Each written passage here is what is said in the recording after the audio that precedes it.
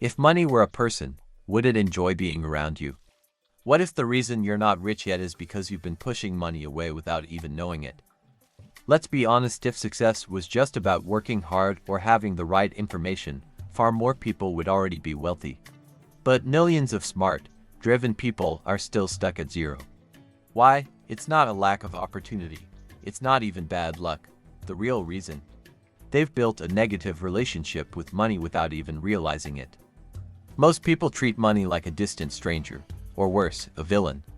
They speak about it with frustration, fear, or resentment. They avoid looking at their finances.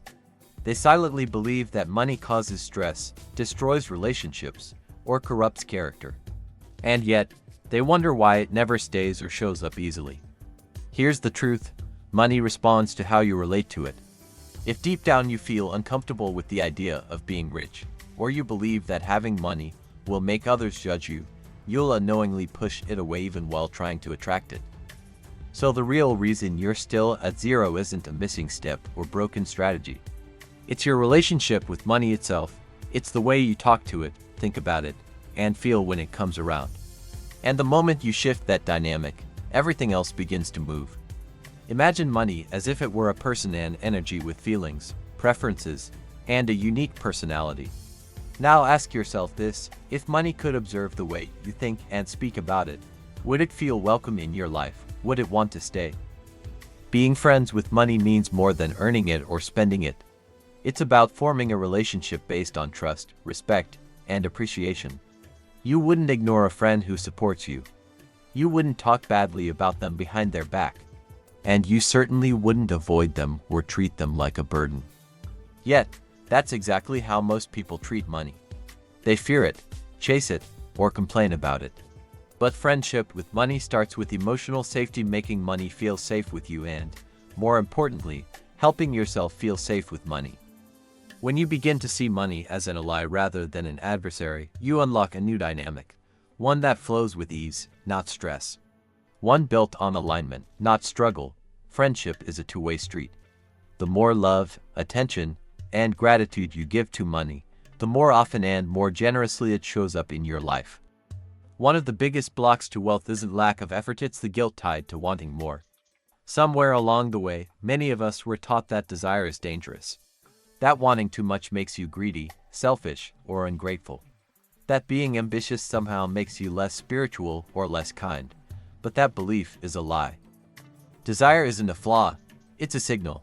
It's your inner guidance pulling you toward expansion, growth, and impact. Wanting more doesn't make you less, it makes you honest. It means you're ready for a bigger expression of life through you.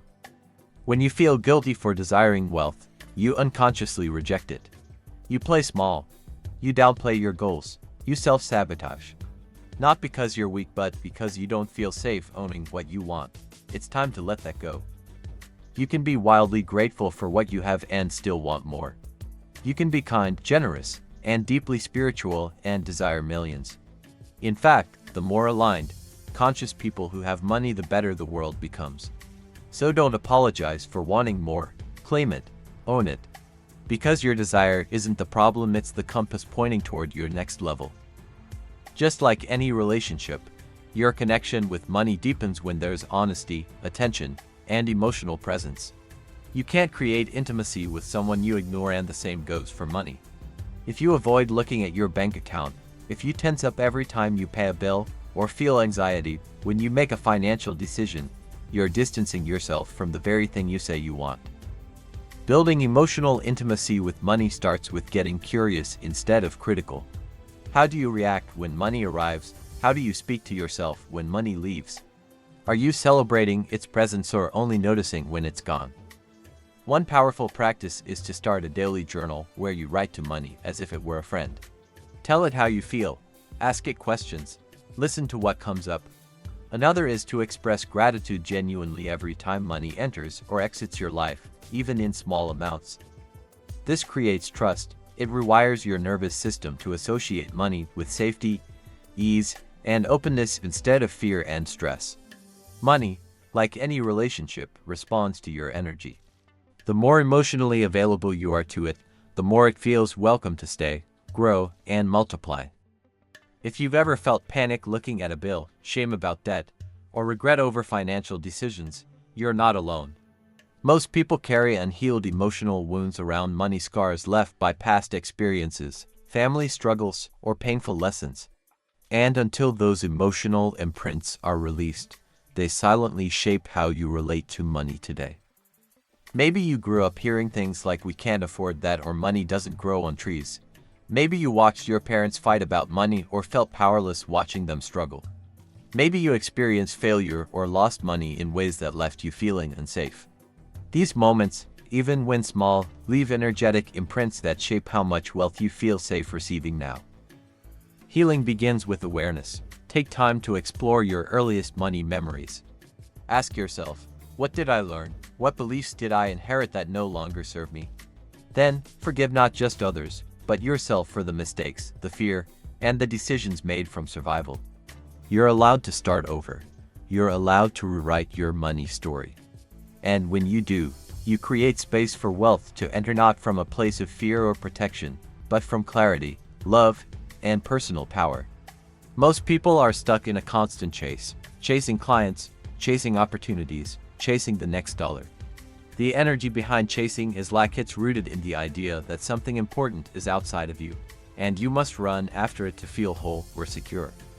But here's the truth: what you chase, you push away. When your energy screams, "I need this," you emit desperation, not confidence. And money doesn't respond well to desperation. Just like people, it's drawn to certainty, calm, and magnetic presence, not urgency. The shift from chasing to attracting begins with trust. Trust that the right opportunities are already seeking you. Trust that your alignment is more powerful than your hustle. Trust that showing up as your most empowered self draws in what's meant for you. Attracting doesn't mean doing nothing. It means taking aligned action from overflow, not fear. It means leading with energy first, strategy second. When you stop running toward money and start radiating the energy of someone who naturally receives it, everything changes. Doors open, the right people call, things fall into place. You don't have to beg for abundance, you just have to become a match for it. Before you ever see $1 million in your account, you must become the version of yourself who can hold it, manage it, and multiply it. That version of you doesn't wait for the money to show up, because the money shows up in response to who they've already become. This is about self-image, identity, how you see yourself now. Do you carry yourself like someone who trusts their decisions? Do you walk into rooms expecting to be valued? Do you treat time like it's your most valuable currency? Creating your $1 million identity means making different choices, more intentional ones. You stop playing small.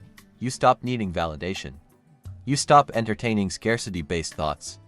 Instead, you begin thinking, speaking, and behaving like someone who already knows success is their new normal. This doesn't require faking it. It requires embodying the truth you're stepping into. Ask, how does my wealthier self solve problems? What would they say yes to? What would they walk away from without apology? Every decision becomes a vote for who you're becoming. When your identity shifts, your energy shifts. And when your energy shifts, money responds. Because money doesn't change who you are. It reveals who you've decided to be. Wealth isn't built on luck, it's built on consistency. And the fastest way to rewire your energy for abundance is through daily habits that anchor you into your highest frequency. These rituals don't just improve your mindset. They align your nervous system with receiving more. Start your day with intentional presence. Before checking your phone or emails, take 5 minutes to visualize your wealth reality.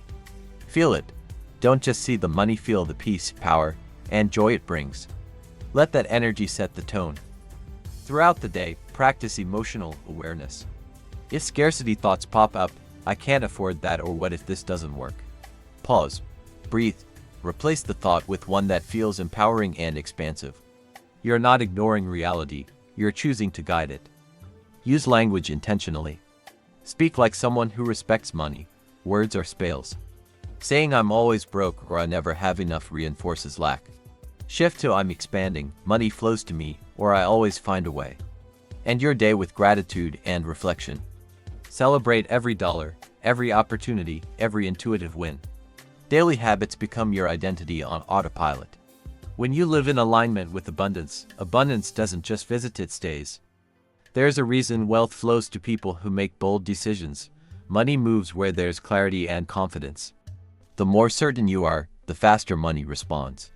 Indecision is a frequency of hesitation, and hesitation signals confusion, but money likes momentum. It's drawn to those who decide quickly, act with purpose, and trust themselves to adapt as they go. This doesn't mean being reckless. It means being decisive.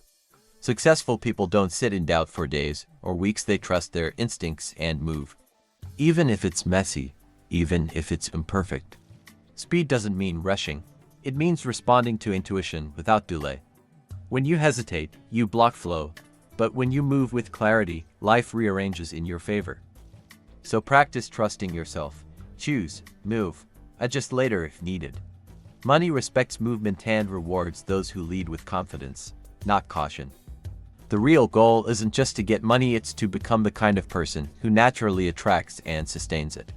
That means making wealth feel normal, familiar, and emotionally safe in your world. Because what feels normal is what stays. If money still feels foreign, too big, or out of reach, your subconscious will find subtle ways to push it away. That's why sudden windfalls often disappear fast. The nervous system will always seek comfort, and if your comfort zone is lack, you'll keep returning to it. So your job is to raise the standard of what feels normal. Normalize $1,000 days, $10,000 months, $100,000 launches. Surround yourself with people, environments, and content that reflect your next level. Say it, see it, feel it, live it. Celebrate small wins like they're massive breakthroughs, because energetically, they are. Every time you treat abundance like your new baseline, you send a powerful signal. This is who I am now. Wealth doesn't arrive by accident.